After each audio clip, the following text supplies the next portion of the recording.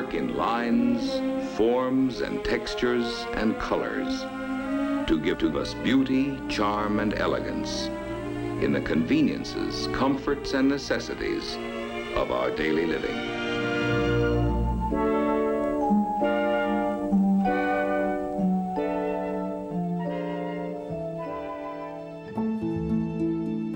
If you go into the creative side of life, it's kind of cool to put all that hard work and have something to show up for it, and then leave it behind. If somebody likes it, fine. If they don't, fine. You satisfied your own curiosity and your own creativity.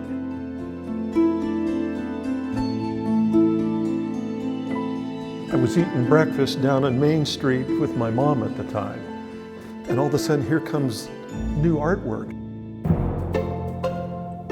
And the police came out and said, "What are you doing?" And we're like, "We're installing art in the corner." And they go, "Oh, okay," and left us alone.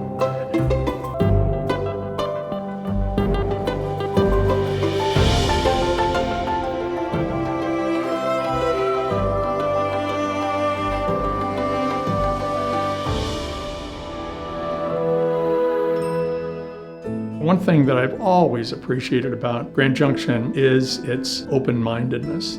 That we could get away with things here you couldn't in Denver. And people say, "Oh, you can't do that. I haven't seen it before." And we never got that in Grand Junction. Especially at the time we were digging ourselves out of the hole from the recession.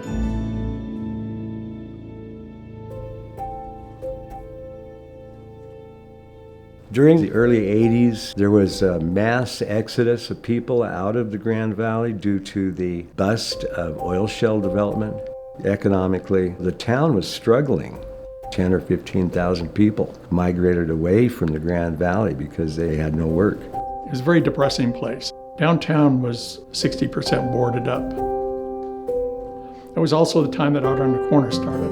It started in 1984. Dave Davis and a bunch of his buddies had these sculptures laying around their yard. They said they're not doing any good there, nobody's seeing them. So they worked out a deal with the city where they could mount them on the corners on Main Street. Dave was just a very innovative guy. During the early 80s, Dave was making a fairly massive amount of fabricated steel sculpture. These sculptures were so large they had to be displayed outside. You started to see Dave Davis's sculptures around his house, various other locations. But people just didn't have a clue about what sculpture was. And here these things are, I mean, they're thousands of dollars. They're very expensive. Nobody had any money. It was inconceivable that somebody would buy them. But they did. When things started to pick up again and later in the 80s, we started to have some of our most productive years. When Art on the Corner began, like I said, it was a soft opening. People loved it immediately. All of a sudden, here's all these artists, and most of them were community-based at that time. Of course, you have Dave Davis, who was the power behind Art on the Corner. When I was a student at Mesa in 1971, I met Dave Davis. He was pursuing sculpture and painting. And it's funny, before I met Dave, I would hear his voice in the studios. He had a jocular voice. His enthusiasm for creating artwork and interacting with other artists was really contagious.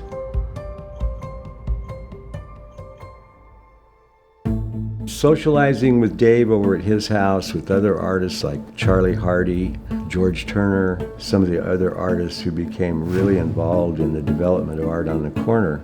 Dave started to come up with an idea, kept after us about this Art on the Corner, and Charlie and I were reluctant. And finally, after about almost a year, he started bringing other people into our group. There was about 5 of us artists at his house, and he just sat down and started to talk about his vision of having specifically sculpture to be seen every day outside of galleries, on the street. You guys know Dave. Yes. You can't say no to him. Couldn't say no to him. Scary. Yeah. Dave was an energetic guy, and he could talk to anybody, and you could not ignore Dave. He made it happen to start the conversation about getting city municipal support of sponsoring art on Main Street. boy, when he got something going, you wanted to get involved. I mean, my dad was one of the first people that got on boards with him and said, yeah, I want to be part of what you're starting, and I'll put money into it. He and I together got other businesses to believe in Art on the Corner and donate money to help him get going. Working with the Art Center, we jumped in every year when Art on the Corner cycled new sculptures in. We would sponsor exhibits at the Art Center of some of the sculptors, besides it being on Main Street. We're all poor people, so we had to go around and get our funding. I managed to talk my dentist out of $25. That was my contribution. I had to organize the whole system to get everybody together, the picking and choosing of the artists. So then we started working as a larger committee. David needed some of my skills because I had a truck with a hand crank on the back of it where I could pick up heavy stuff, and he didn't have anything like that for setting up the pedestals. He needed some place to do this stuff, and I have a shop. I said, sure, let's do it. He was able to put together coalitions of people, both municipal management, individuals, private artists, contractors, builders, on very little budget. I noticed there was new art down in Grand Junction. I'm jumping up from breakfast and going, Dave, how do you get involved with this? And he's going, Gary, just show up and I'll call you. Dave was picky on who he wanted to invite to do Art on the Corner because he wanted it to be very good and successful, and he had no idea who I was. But Dave came out to my house and got to talking and see some of the things I'd done and decided that I would fit in with what they were doing. Guys like Bill Morrow and Dave Davis and Lyle Nichols, who are doing these very creative, very difficult to build one-off abstract sculptures. Lyle Nichols is a real treat. If you've ever been out to his house, I wish it could be a museum, it's that good. And the things that he does, it just blow your mind, how did he do it? This white granite is off the Padre. This piece here is called Killer Rock.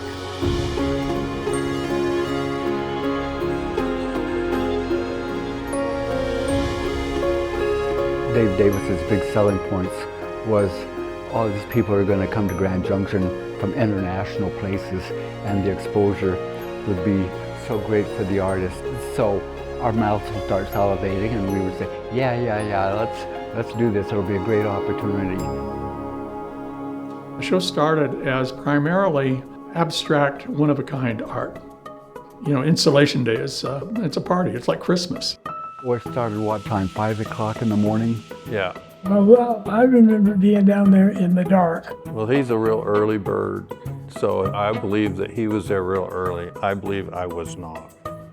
That was part of Dave Davis's vision, was that it was a pop-up show, just appeared. So we had groups of people working up and down the whole Main Street. And yeah, it was all over. It was a factory experience. To see these artists drive down Main Street in the back of their pickup truck, these have these fabulous sculptures. And it was just like, oh, wow, look at that. And then you'd have to figure out how to mount it. They were relatively easy to mount, but when the bronzes started coming along, they weren't easy. You couldn't weld it. So we had to work with the artists, get them to mount a steel plate at the bottom of their bronze, and we'd have to screw up into it. So the steel plate would come, and then we'd weld it down to the pedestal it was going to go on. Harlan Mosier was our welder to start with. He'd be running up and down the street doing this and that. We'd have to screen the sparks flying off of the grinders and warn people that they shouldn't look at the arc in the arc welding. Heck with it. If we caused a lot of conflicts with traffic because we needed cranes and we had all these workmen around and we were welding, and it was sort of dangerous, Well, we had to be real careful because they didn't want any projections. The city liability was a big issue. We had the ADA, the American with Disabilities Act, was coming along early 1990s, which had limits on how far something could hang out. I mean, FCI really changed the level of what Art on the Corner was, because all of a sudden all that heavy machinery and things like that, they became the professionals that made the behind the scenes things that were really hard and complicated before seem like a walk in the park. One thing I was involved in was orienting it where they would go. We needed the ones that were visible by cars, the ones on like 5th Street and 4th Street. Those needed to be big, oriented towards the street, but all the rest of them were oriented towards the sidewalk. People would like the sculptures outside their buildings, and maybe they wanted to secure that place with something that wasn't controversial, you know. Some of the shop owners would say, I want it right there, and I want you to aim it at my door. Some of them says, we don't want that in front of our store. Yeah, that's true. And some complain, what is that? You know, at what point do we turn something down based on its subject matter? Go ahead and put it up, and if there's a flood of letters to the editor, then maybe you do something about it. And that never happened. We would have, you know, nudes and all this kind of stuff up there. We didn't worry about it. You know, a lot of raised eyebrows, certainly, but we were more concerned about trying to help the artist, tried to sell the pieces, tried to build the permanent collection. So after doing this a couple of years, we were talking, I think it was Bill Morrow, and he really opened our eyes. At the time, we were installing the work on Sunday. After 6 o'clock, it was dead. Sundays, it was dead. I mean, nobody was there. So the Art on the Corner Committee did a couple of things. One was when we did installation day, we would have a party for the artists afterwards, and they really enjoyed that. We started the Buy a Piece program. We would say, we're going to buy a piece, one piece a year. And I was thinking this little $500 head or something like that. And then a few really fun pieces came along. We were down there polishing one time. It was Mother's Day and Mesa's graduation. So all these parents come in for the graduation, and he sees us down there working on sculptures. He says, you look like you know what you're doing. I have to see the buffalo. Chrome on the Range. That was the next year, second year. The second year. Lou Willie's. Lou Willie did the bumper art. Yeah. I was friends with Lou Willie, and I worked with Lou Willie in Aspen. He was the artist that made Chrome on the Range, which was a kind of an anchor piece for Art on the Corner. It's a large buffalo sculpture made from Volkswagen bumpers. They sold the first Chrome on the Range. I went with Dave and we saw Lou. And so we tried to get Lou Willie to build another one for it. Lou had made that first Chrome on the Range, and somebody from the Midwest wanted to buy it. And the patron agreed to let him show it for a year until he could make a replacement. So we put out a vote on what people wanted to buy, and they chose the Chrome on the Range, the $40,000 buffalo. And we thought, holy cow, we're never going to be able to raise that kind of money. Well, this guy from United Bank put his own marketing department together to raise the money, and we got thousands of donations, and we were able to buy that. But that was purchased by Gudrun Rice and her law firm and donated back to the city. So that was sort of the beginning of the permanent collection. And it sits there in front of the old Wells Fargo Bank to this day. I think it was 1987 or so. I wound up on the board for the DDA. I can remember at my first meeting, the paper published the notice that Dave had got a real job and he wasn't going to do Art on the Corner anymore. He became director at the Art Center. He put his artwork to the side and became a nonprofit administrator. So we went through this whole DDA meeting, and I was sort of amazed. By the time we got to the end, nobody had mentioned it. I thought this was a terrible thing that we were going to lose. Mentioned it, and a guy from the United Bank also echoed it. We didn't know anything about sculpture. We didn't know anything about mounting them or who the players were. And we started meeting with Dave. Dave was very instrumental all the way through. He was part on the Art on the Corner committee. We did it for a couple of years with Dave, and it started to grow a little bit. There were 17 sculptures on the street when we started. One thing I noticed after a few years, and Dave would talk about it, he was proud of the fact that other cities had seen the effort here in Grand Junction and were starting their own brand of Art on the Corner. A lot of people came from out of town to interview us and talk and learn about what the program, because they wanted to copy it in other places. I got my son involved.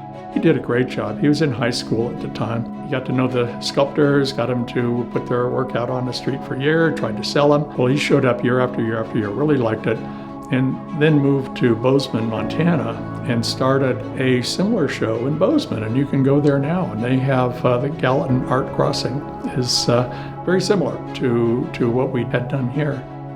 I think the whole community has realized the impact of art on the corner. I have to remind myself that not every community has this kind of vitality in support of the art, and we do. 40 years and still going.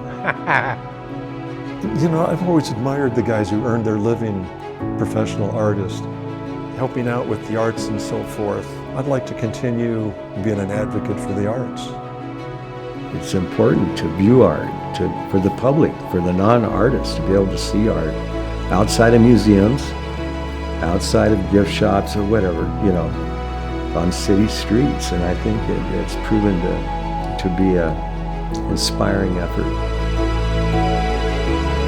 Art is important in society. It's a documentation of history. And without it, we're less than human. The desire to create is innate. It's inside of us. It's not something that we may choose to do it, but it's there.